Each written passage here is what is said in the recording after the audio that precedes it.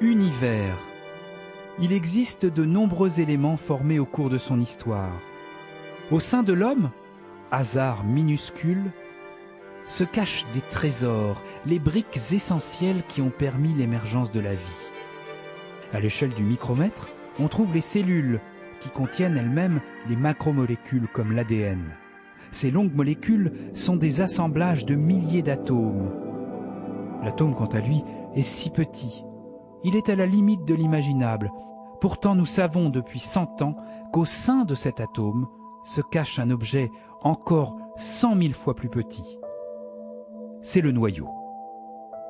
Les noyaux sont composés de protons et de neutrons. Le plus simple d'entre eux ne contient qu'un seul proton. On l'appelle l'hydrogène. La répulsion entre particules de même charge, dite répulsion coulombienne, interdit la cohésion entre deux protons. Le seul noyau a deux constituants est le deutérium, l'autre isotope stable de l'hydrogène. Bien qu'il soit très rare, il contient un proton et un neutron liés par l'interaction forte. Cette force attractive permet de former de nombreux édifices stables, comme deux protons avec un ou deux neutrons. Ce sont les isotopes stables de l'hélium. On classe ces noyaux en fonction de leur nombre de protons et de neutrons. Il existe 2 noyaux stables de carbone, contenant chacun 6 protons, mais un nombre de neutrons différent. Il y en a 6 pour le carbone 12 et 7 pour le carbone 13. On observe aussi 4 noyaux de fer ayant un nombre de constituants différents. Ce sont les isotopes stables du fer. Il existe ainsi un peu moins de 300 noyaux stables dans la nature. Ils sont tous représentés sur cette carte, les plus lourds se situant au voisinage du plomb. S'ils ne ressentaient que l'interaction forte, les noyaux auraient le même nombre de protons et de neutrons. Mais la répulsion coulombienne pousse ces édifices à inclure plus de neutrons, déplaçant les noyaux stables du côté des noyaux riches en neutrons. Alors il existe d'autres noyaux, mais ils sont instables. On dit qu'ils sont radioactifs, c'est-à-dire qu'ils se désintègrent spontanément en une autre espèce. On estime qu'ils sont près d'une dizaine de milliers. Ceux qui sont représentés ici, sur cette carte, sont ceux que l'homme a pu synthétiser dans des accélérateurs. Les noyaux radioactifs peuvent se désintégrer de différentes façons. Pour certains, c'est la radioactivité bêta, associée à la transformation d'un seul nucléon. Pour d'autres, c'est la radioactivité alpha, dans laquelle une particule d'hélium 4 est émise. D'autres encore fissionnent spontanément. Le noyau se casse en 2 morceaux. La tendance d'un noyau à se désintégrer dépend de la cohésion des protons et des neutrons en son sein.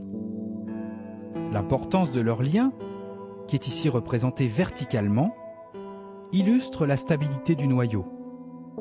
Bienvenue dans la vallée de la stabilité creusée par une étrange rivière où tend à couler toute la matière de l'univers. Les désintégrations des noyaux instables apparaissent alors comme le plus court chemin pour rejoindre la stabilité.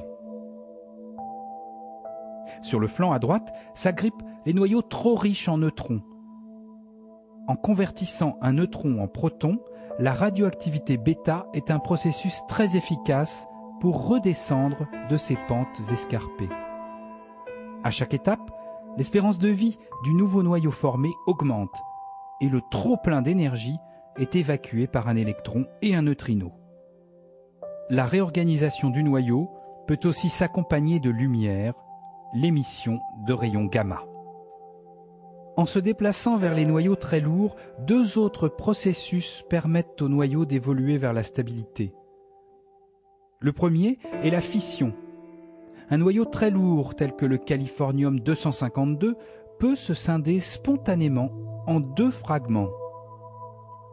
Ces nouveaux noyaux produits sont beaucoup moins lourds, mais ils sont très riches en neutrons. Ils se placent donc sur le flanc droit de la vallée et ils vont évoluer vers la stabilité par une cascade de désintégration bêta. Le noyau de californium peut se séparer en deux en produisant une grande variété de noyaux fils, mais en général, sont privilégiés la création d'un petit noyau et d'un gros. C'est le même phénomène qu'on observe lors de la fission des noyaux d'uranium dans les réacteurs nucléaires. Pour les noyaux lourds, l'autre moyen d'évoluer vers les noyaux stables est d'émettre 2 protons et 2 neutrons d'un coup, sous la forme d'un noyau d'hélium. C'est la radioactivité alpha. En partant d'un noyau d'uranium-238, il faut enchaîner plusieurs désintégrations pour atteindre un isotope stable du plomb. Et lorsque le parcours dévie trop de la ligne de stabilité, des désintégrations bêta s'intercalent entre 2 émissions de particules alpha. Au total, 13 noyaux intermédiaires sont formés avant d'atteindre la stabilité, le noyau de plomb 206. Ainsi, plus de 3000 noyaux ont été observés aujourd'hui.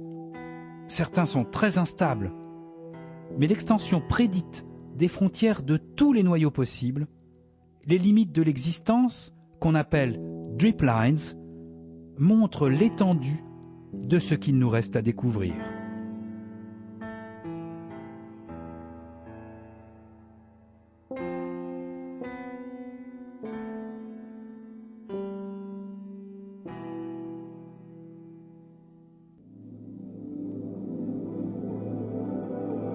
Dans la constellation d'Orion, bien visible en hiver, se trouve une étoile très brillante. Elle est située à 500 années-lumière de nous. C'est Bételgeuse, une étoile géante. Dans son enfance, Bételgeuse a consommé son hydrogène en formant par fusion des noyaux de deutérium, puis d'hélium. Dans cette chaudière de plusieurs dizaines de millions de degrés, 4 hydrogènes forment un hélium à un rythme effréné. Un peu comme dans notre Soleil actuellement. Lorsque la température de l'étoile atteint 200 millions de degrés, les noyaux d'hélium fusionnent 3 à 3 pour former du carbone. Lorsque le cœur de l'étoile atteint le milliard de degrés, les noyaux de carbone fusionnent à leur tour pour donner de l'oxygène, du néon et du magnésium. L'étoile adopte une structure en couches, les éléments les plus lourds sont au centre et les plus légers sont à la périphérie. La température s'élève encore et c'est au tour des noyaux d'oxygène de fusionner pour créer le silicium et les éléments voisins. Puis les noyaux capturent l'hélium et des éléments encore plus lourds que le silicium sont produits. Jusqu'au nickel, radioactif. Il décroît par radioactivité pour donner du fer particulièrement stable. À ce moment, les réactions nucléaires s'arrêtent. Le cœur de l'étoile est devenu si dense qu'il s'effondre sur lui-même. L'étoile devient une supernova. Électrons et protons fusionnent pour former des neutrons. Et en quelques instants, les noyaux de fer capturent les neutrons et produisent des noyaux jusqu'aux frontières de la carte. Par radioactivité, ceux-ci se transforment à leur tour en éléments de numéro atomique toujours plus élevés qui capturent encore des neutrons. Enfin, en expulsant ces couches externes, la supernova disperse dans l'espace tous les noyaux. C'est ainsi que moi qui vous parle, je suis comme vous, composé de poussière de ces géants éphémères.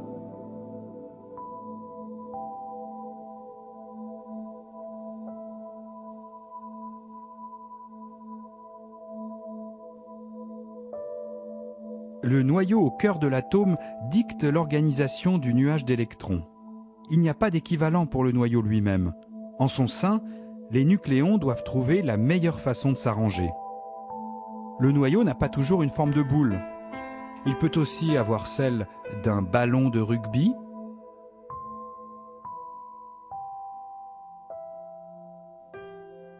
celle d'une lentille, ou encore celle d'une poire. Il peut même hésiter entre 2 formes. C'est ce que nous autres, physiciens, appelons la coexistence des formes. Examinons plus attentivement les régions grises où se trouvent les noyaux sphériques. Elles correspondent à des nombres particuliers de protons ou de neutrons. Et la stabilité des atomes correspondant à ces nombres de protons ou de neutrons est suffisamment mystérieuse à nos yeux pour qu'on aime parler de nombres magiques. Les noyaux stables situés à la croisée de ces lignes sont particulièrement liés. Regardons par exemple 4 noyaux doublement magiques. L'oxygène 16, les calciums 40 et 48 et le plomb 208. Ils nous sont bien connus et ils constituent des étalons pour nos modèles nucléaires. Mais il existe d'autres noyaux à la croisée de ces lignes.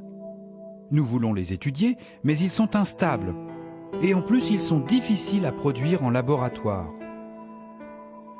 Ce sont les isotopes de nickel et d'étain. Tous ces noyaux instables sont doublement magiques, mais ont-ils vraiment la forme sphérique qu'on leur prédit? Voilà une question qui nous intéresse, nous autres physiciens.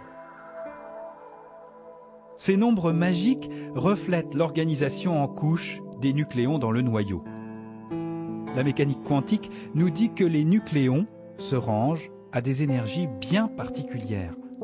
On ne peut avoir qu'un seul nucléon dans un même état, symbolisé par chacune de ces cases.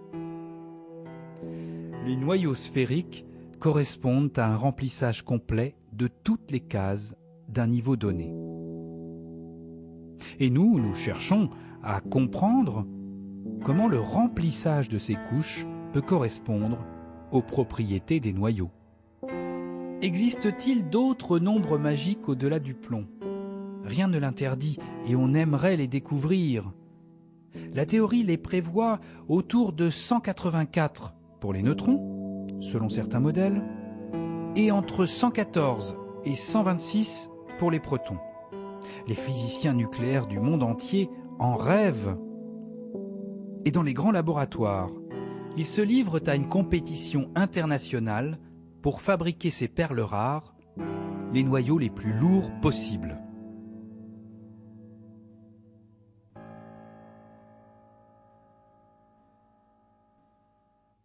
La carte des noyaux observés est complexe. Elle compte plus de 3000 cases. Mais le plus simple de ces noyaux est déjà un univers. C'est le noyau de l'atome d'hydrogène. Il est constitué d'un unique proton qui est lui-même un assemblage de quarks liés par des gluons. Dans un proton, le nombre de quarks et de gluons est variable. Plus les quarks sont proches, moins ils interagissent.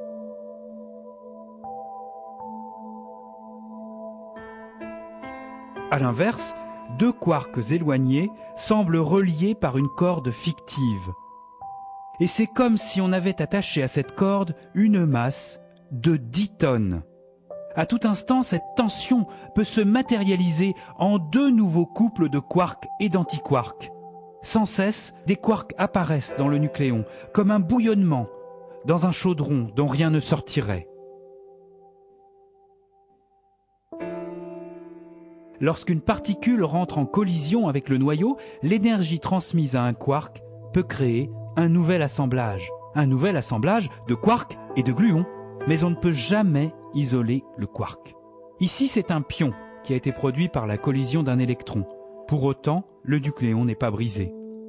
Les physiciens nucléaires cherchent à comprendre comment l'interaction entre les quarks et les gluons structure la carte des noyaux.